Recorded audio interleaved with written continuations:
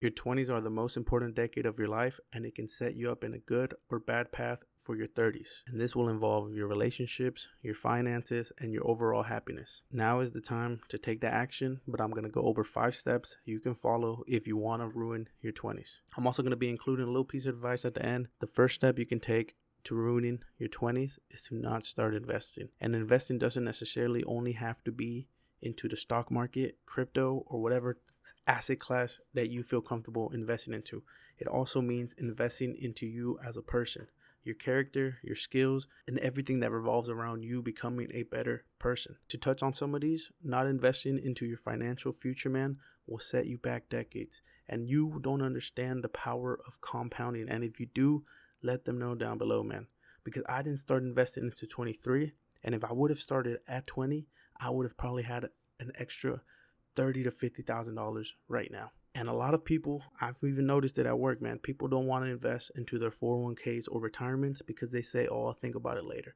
I don't want to worry about it right now. I'm enjoying life right now. Or what if I don't make it to retirement? All these different thoughts that people are having, which I get why they're trying to say. But one thing I always tell them, what if you do make it to retirement? But not only is it going to be building and compounding as time goes on, but it's going to instill discipline into you to live below your means, to put some money to the side for savings, emergencies, for retirement. And it will build your character, your discipline, and it will take you a long way.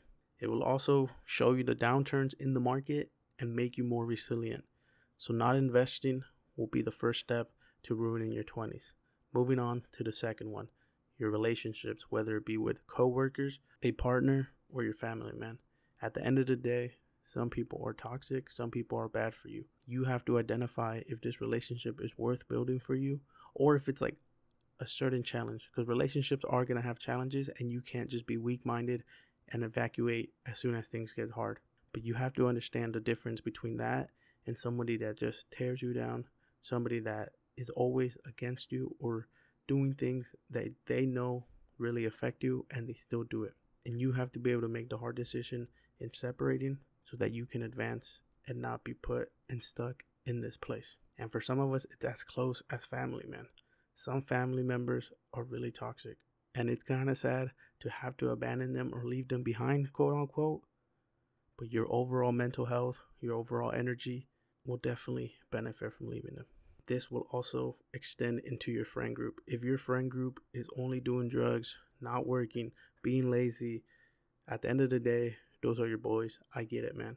But you are trying to build your future. And if I'm not saying that they have to be on the grind 24/7, but if you notice that they're either hating on you or really holding you back by like forcing you in a way to go on trips, peer pressuring you, or just having a weird energy about them, man, you have to distance yourself.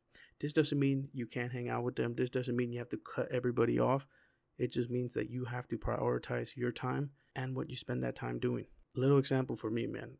A lot of the time I would prioritize my friends and like they would either invite me to go out to eat or whatever it may be or ask me for some help. And I would be trying to edit a video, but I would put that to the side to go help them. And of course, some of them were appreciative, but some of them were not, man. They did not realize the sacrifice I took to go out and help them, which I don't mind doing right from time to time. But when they're not showing the love back, and I'm not saying that they have to do something for me in return, but they're just not really appreciating it. Or when you finally tell them no, they look at you like you change or you're different or you're weird all of a sudden. Those are the type of friends that you do not want to be a part of. The third step to failing in your 20s is to not develop or grow in your career.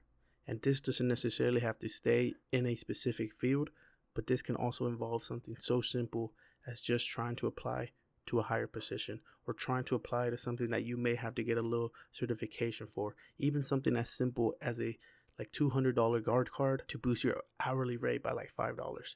And I could speak from experience because I was working at Carl's Jr. for $15. I got my guard card for, I think at the time it was like $170. And then I started making like $21, man, for something as simple like that. And of course, you want to keep trying to grow and evolve in your career. And not only that, but also in your skill sets, man. Because your career, your field could go extinct in a way, right? AI, whatever you want to call it. You have to be ready for that change.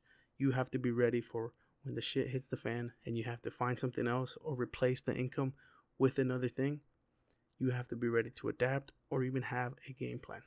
But if you stay in your place because you feel comfortable, because you feel like, man, this is not, and actually let me take that back, man, because nothing wrong with being comfortable, but definitely understand that if you're trying to reach a certain financial goal, you will have to keep growing and evolving. And being stuck, especially, man, and nothing wrong with it, right?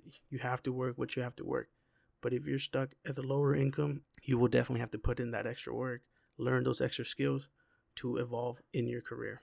And if you don't do this, especially as you're young, man, you will lose the motivation as you grow older, and it will become harder because you could end up having more responsibilities, less time on your hand, and overall, when you hit 30 and you have not progressed or really changed too much of your career, all that feeling, all that anxiety, all that stress will pile on top of you so bad that it will take extra effort on your side to get ahead, man. Because right now you're young, you can go through those challenges, you can go through those things. But once you have responsibilities, less time, all that stress will be piling up on top of you thinking badly about yourself, thinking like, man, I should have done this or I should have done this. The fourth one is pretty freaking big. The fourth step to ruining your life is not to be okay with losing, failing, or being embarrassed. All three of those things are needed in order for you to grow as a person, in your career, maturity, spiritually, whatever it is that you want to define it as. But you will have to go through the trials and tribulations. You will have to fail. You will be embarrassed. You will be rejected. At times you might even be freaking made fun of, man, whatever it is. But you are trying something new. You are trying to grow. You are trying to learn. And those three things are involved in that. And you have to be okay with feeling that pressure. You will have to be okay with feeling that little embarrassment. Because at the end of the day, every time one of those things happens, you're learning, you're growing, and you're evolving. And if you get so used to not taking that chance, not taking that risk because you don't want to feel one of these things, you will have so many opportunities pass you by that when you hit 30, man, you will look back and think, man, why didn't I just freaking ask her out? Why didn't I just try to apply for that job?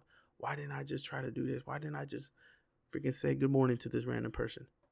All these small things, man, you're going to start thinking about them. And again, how I kind of touched on it, man, you will build the habit of avoiding these feelings.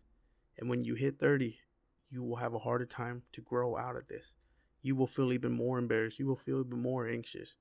But if you start young, you go through the freaking rejections, you go through the freaking hard times, you go through the freaking embarrassment, it will become easier. Of course, every single time, you're probably still going to feel away, right?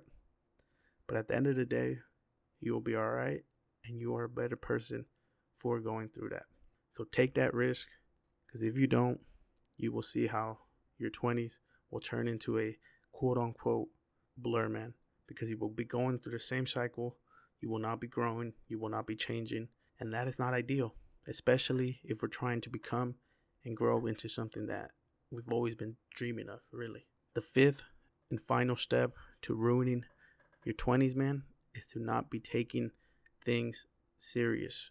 And I'm talking about the things that we always, and you see it all the time, man. Everybody wants to do this. Everybody talks about it, but nobody really does the job.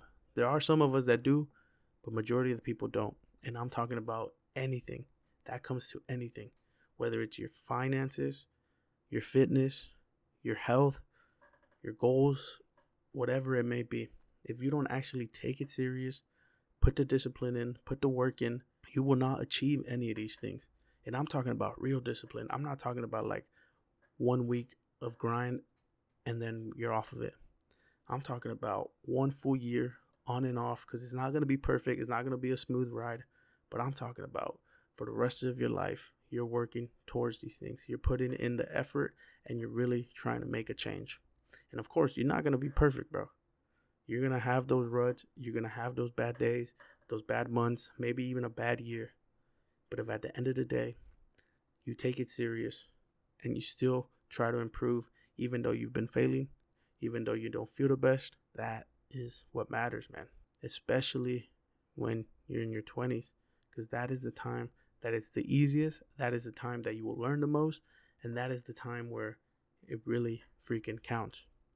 Because everything that you are not doing now and not taking serious now, that you try to take serious later on in life. And one big thing I want to touch on is health, man. Health doesn't only improve you like health wise, it improves your confidence. It improves your overall attitude. It improves your freaking day-to-day life. You're not going to be grouchy, sleepy, depressed, and all these different things. It really does freaking change your life. And that's something that I got to pick up again, man. Because I'm talking all this, but I've been slacking on it. And I can say that right now, man. I have been slacking on it. But I'm going to get back on there, grind it out, and stay consistent. If you follow those 5 steps, your life is guaranteed to go to It definitely is, man. And you will hit 30, you will hit 40, you will hit 50, and you will regret it. You will probably be really freaking sad. And one thing you have to understand is if you've already been fucking up all some of these things, and you already have been going and avoiding the hard challenges, these things, you can still change the outcome. You got to just start putting in the work now. And it's not going to change overnight. It's not going to be easy. It's not going to be perfect. But if you make those changes and you really stay consistent with it, even through the bad times, you will see a positive change. Now, a little bonus thing, man. And this really freaking comes from the heart, man. You have to keep going. And you don't ever give up. No matter how hard it gets, no matter how much time you spent not doing a certain thing, whether it's a year, 5 years that you've been just BSing. It's all right. You got to just get back up on that horse. And that is like as sincere as I can say it, man. And it's so simple. You got to just keep going. And I still make some of these mistakes, and I'm barely 25, man. And I didn't even start taking things seriously until 23. I would be on and off from 20 to 23, but in 2023, when I turned 23, that sounds kind of funny, right? I really locked in, focused up, and made changes. But guess what? 2023, I got my best physique, man. I was looking ripped. I was getting the body I wanted. I lost all that. And it's all right. It's not all right, but it's all right because I'm going to get back on it. I'm going to get that back, and I'm going to even take it a step further and get to a better position than I was back then. But I just want to say that because it's not going to be perfect and it's not going to be easy. And that's something that I repeat so much because you don't understand how hard these last 3 years have been. And they will be for you too. But I am so happy and proud of where I am now because when I started, man, I would dream, I would freaking imagine and visualize the life that I'm living now. And the life that I'm living now is not perfect. And I'm not at the place exactly where I want to be. But a lot of those changes that I made, I talked about in this video. And they have helped me tremendously. And they are shaping who I'm becoming. And of course, from time to time, I fuck up. But I'm going to get back up on there and put in the work. I'll see you guys on the next video.